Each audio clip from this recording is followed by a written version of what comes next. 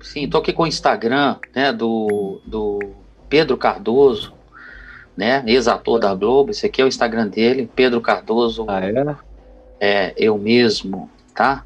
Ele mora em Aham. Portugal atualmente, e ele dá muita opinião no Instagram dele, dando uma passadinha Ele é aqui. o da grande família, né? Esse aqui é o Pedro Cardoso, ó. É o famoso É o, Agostinho. Olha ele aqui, a cara do é o bicho aqui. filho da grande família. Tem um videozinho dele aqui, falando, etc. Enfim, vamos lá então.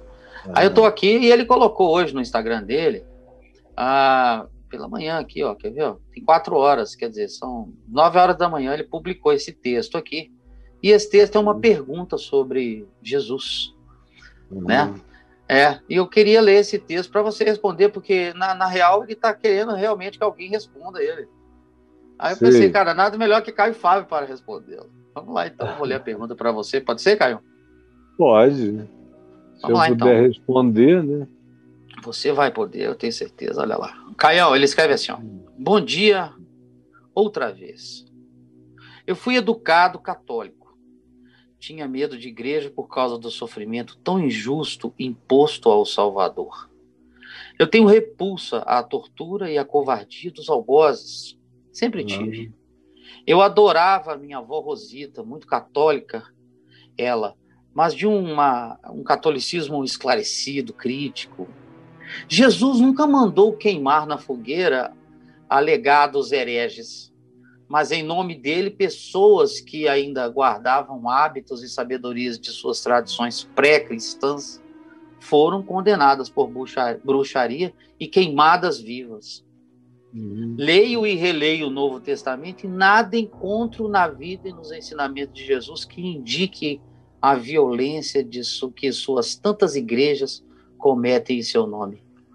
Mas vim Uhum. aqui pedir ajuda aos doutores da fé, por favor, quem puder me explique.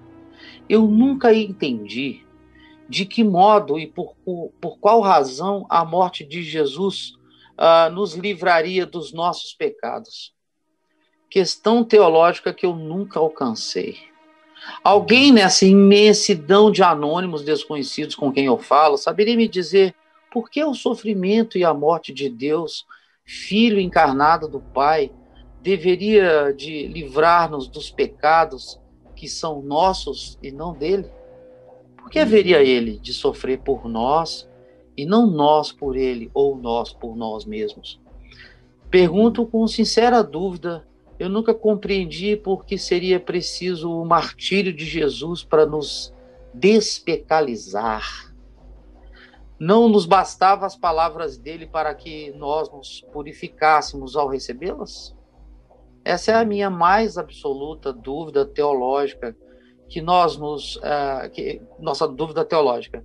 Vejam, não é questão de fé que não tenho, é dúvida quanto ao sentido teológico do cristianismo. Mesmo um ateu permanece católico se assim foi criado, a despeito de sua descrença no sobrenatural, pois do homem que o Cristo foi, não há como descrer. Ele é mito e história. Quem souber me ajudar, agradeço imensamente. Oi, você ficou sem som aqui no final, na última frase. Podia falar agora, Brau? Mesmo um ateu, pode ser daí? Eu parei. Essa é a minha dúvida mais absoluta. Não nos bastava as palavras dele, Jesus, para que nós nos purificássemos ao recebê-las? Essa é a minha mais absoluta dúvida teológica. Vejam, não é questão de fé que não tenho. É dúvida quanto ao sentido teológico do cristianismo.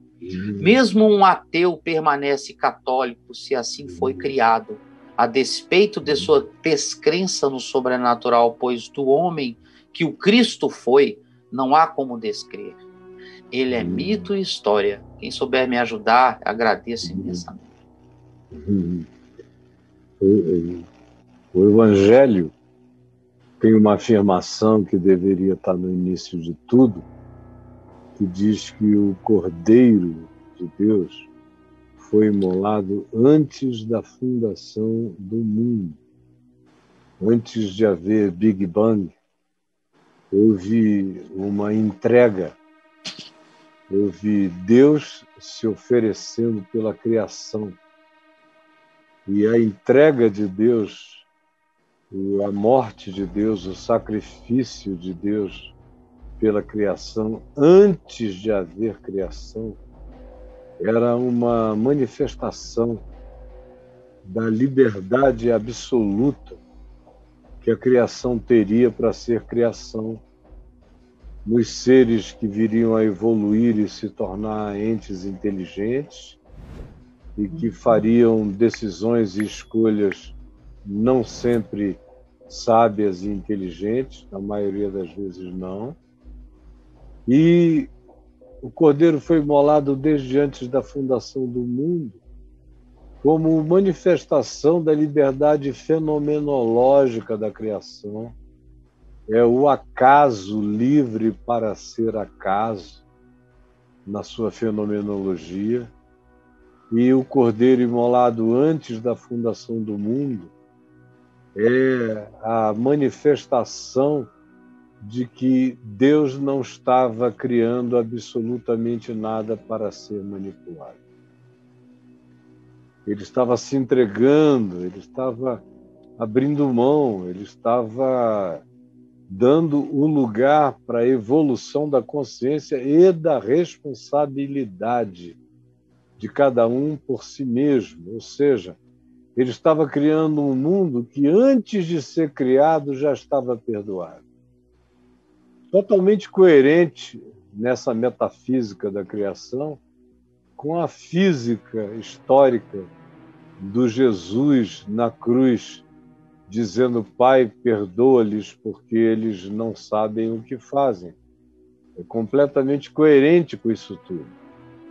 Como também os sofrimentos de Jesus são completamente coerentes com Deus a criação. Não teve anjo manipulando a decisão se era Cristo ou era Barrabás. Ninguém fez a cabeça de Pilatos. A mulher dele teve um sonho, mandou falar a ele que não se envolvesse com aquele justo, mas ele não pôde fazer nada. A democracia dos líderes do templo e dos religiosos e do sinédrio judaico ganhou a eleição, e Barrabás foi eleito para a libertação e Jesus para a prisão. Tudo coerente com as nossas políticas perversas. Na cruz você tem uma síntese de toda a experiência da justiça humana, da política humana, da manifestação religiosa, da supremacia dos poderosos, representando ali esses tais poderosos, os romanos. Você tem uma infinidade de todas as coisas, de ambivalências e de ambiguidades. Você tem uma síntese de toda a história da experiência humana naquela cruz de Jesus. E aí você pergunta: eu não entendo por que Jesus morreu para perdoar os nossos pecados e nem em que aquela morte perdoa alguém. Não perdoa todo mundo, perdoa de fato a quem crê, perdoa a quem entende, perdoa a quem esgotou todas as sessões de terapia, psicoterapia, sem conseguir resolver nenhuma situação radical. Não conseguiu perdoar o pai que o abandonou na infância, não conseguiu perdoar a mãe que apressadamente teve muitos homens e fez os filhos se submeterem a um revezamento cansativo e perigoso de homens e homens e homens na casa. Não consegue perdoar o fato de que o pai, tendo tido tanto dinheiro, se entregou tanto às suas próprias situações de gastos idióticos e veio a falir e colocou a família numa situação horrorosa. Não consegue perdoar também o pai que abusou da irmã ou das irmãs, como é comum acontecer, ou até dos filhos, sexualmente falando, para não falar nos abusos verbais, nos ódios. Aí você vai a uma psicoterapia e no final, depois de 8 anos, indo, você até ouve do terapeuta, da terapeuta, que você precisava perdoar esse pessoal para recomeçar a sua vida. Eles só não te dizem como fazer isso. Como? Não tem um fator psicológico capaz de zerar definitivamente a partir de você. A solução do perdão em Jesus e na cruz começa em mim. Eu tenho que me saber também um ofensor, eu tenho que me saber relativo, eu tenho que me saber pecador, eu tenho que me saber transgressor, eu tenho que me saber vingativo, eu tenho que me saber amargurado, eu tenho que me saber cheio de ódio, ou eu tenho que me saber uma pessoa que não consegue de fato perdoar o que fizeram contra mim, eu não concordei. Eu tenho que me saber uma pessoa que alimenta processos negativos dentro de si. Se eu não me souber essa pessoa, eu não vou entender nunca a cruz de Jesus. Só a partir desse encontro comigo mesmo é que a cruz se torna real para mim. É quando eu não tenho em relação a quem zerar a mim mesmo. Não tenho. E há pessoas em relação às quais eu tento zerar a minha culpa, a minha dívida, e elas não aceitam. E elas continuam doidamente ressentidas, machucadas e magoadas. E o que eu vou fazer? Ficar preso à dor e à angústia e à vitimização delas em relação a mim para sempre? Existem tantas situações vinculadas ao que eu fiz a outros, antes de ser o que os outros fizeram a mim, que me colocam cara a cara com a cruz. E é só nesse momento em que eu reconheço a minha relatividade absoluta é que o perdão de Deus começa a fazer sentido para mim. Antes disso, nunca. Uma pessoa que acha que está passando pela vida com todos os direitos de ser, ofender, machucar, magoar, se vingar, atropelar, ferir de volta, ferir também, ferir primeiro, se sentir traído, com ódio, não esquecer nunca mais. Uma pessoa que diz que tem coisas que são inesquecivelmente negativas para ela, não vai nunca entender o perdão de Jesus aos seus pecados. Enquanto a questão tiver a ver com a teologia e com o perdão de Deus ao mundo, não se vai a lugar nenhum, porque eu não sou uma pessoa que consigo assambarcar o mundo. Esse perdão tem que começar de mim, não adianta nem eu pensar no meu próximo, eu tenho que pensar em mim. Eu perdoei o mundo inteiro a partir de mim. Assim como eu aceitei o perdão de Deus em Cristo Jesus ao mundo inteiro a partir de mim. Por quê? Porque eu me descobri absolutamente necessitado de ser perdoado, de ser zerado, de ouvir o ensino de Jesus. O ensino, já que a sua questão é não bastariam os ensinos, o ensino de Jesus dizendo que assim como Deus em Cristo me perdoou, assim também eu preciso perdoar aos outros. Como ele disse, quando eu peço perdão ao Pai nosso que está nos céus, eu rogo que ele perdoe os meus pecados assim como eu perdoo os meus devedores.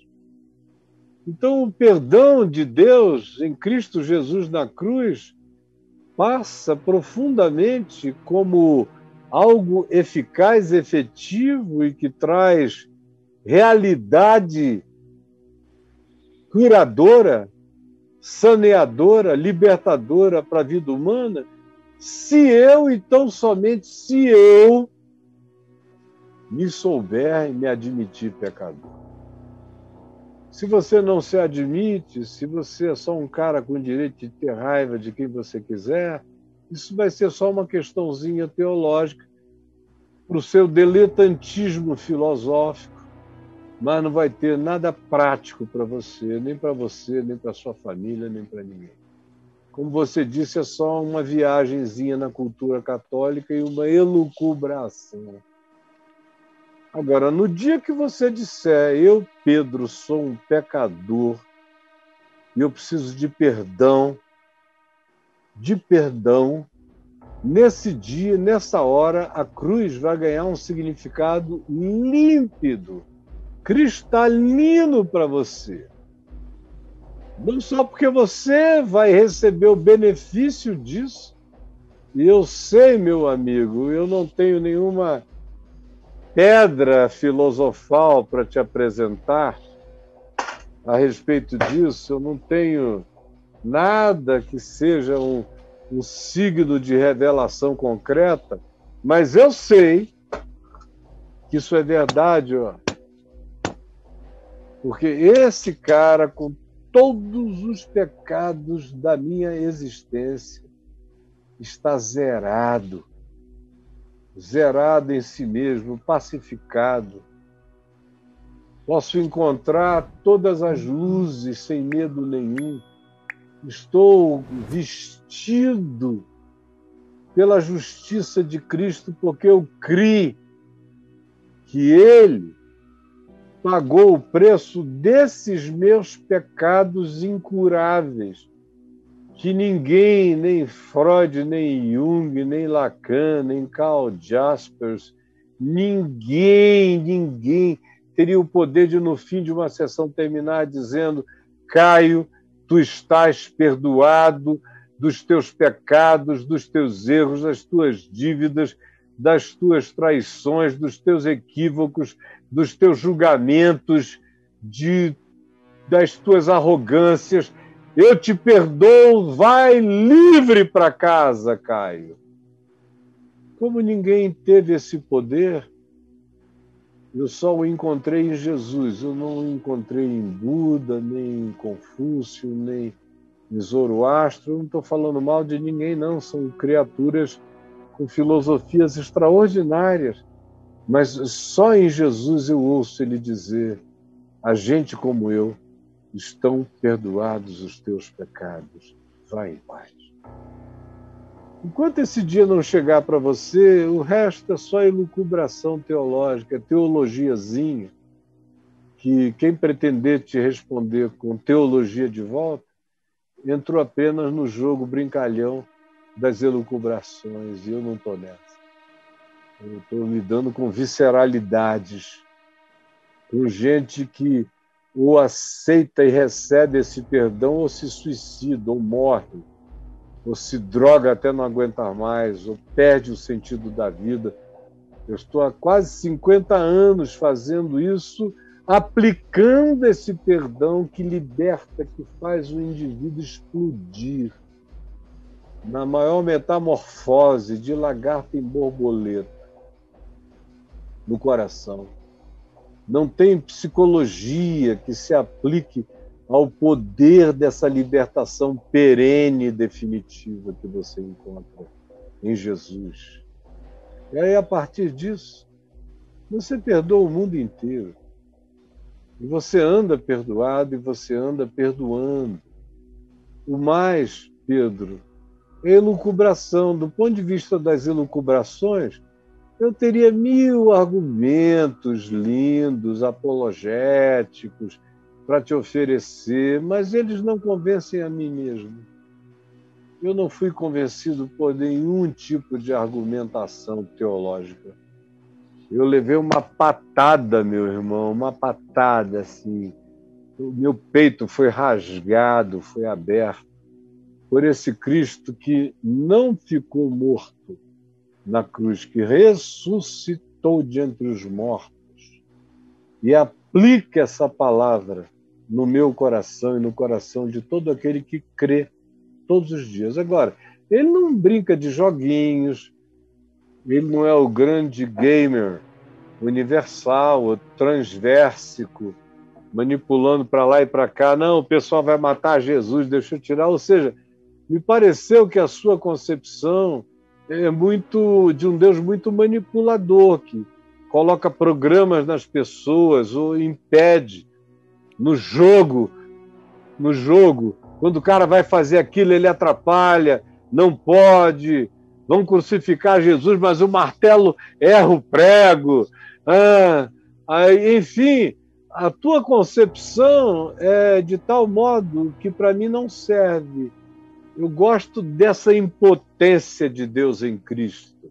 Eu gosto de ver a concessão de Deus à realidade, ao livre-arbítrio, à verdade, à consciência. Cada um tem que decidir quem é diante dele, se mete o prego ou não, se enfia a espada, a lança do lado dele no coração ou não. Cada um escolhe quem é nisso tudo. Eu escolhi quem eu quero ser nessa história de todos nós.